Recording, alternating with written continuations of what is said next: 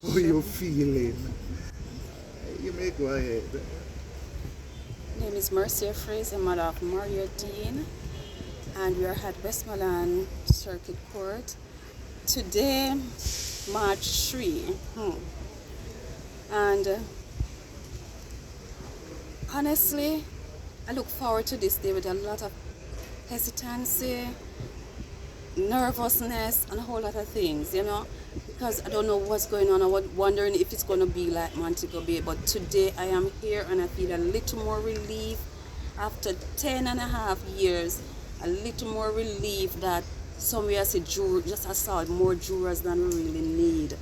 And it feels good. It feels good like we're going somewhere and we're going to move on. And I'm really looking forward to it. I'm looking forward to the closure and that I can go on with my life. It's a good start. So, waiting and not knowing where it will go in terms of start, was it painful?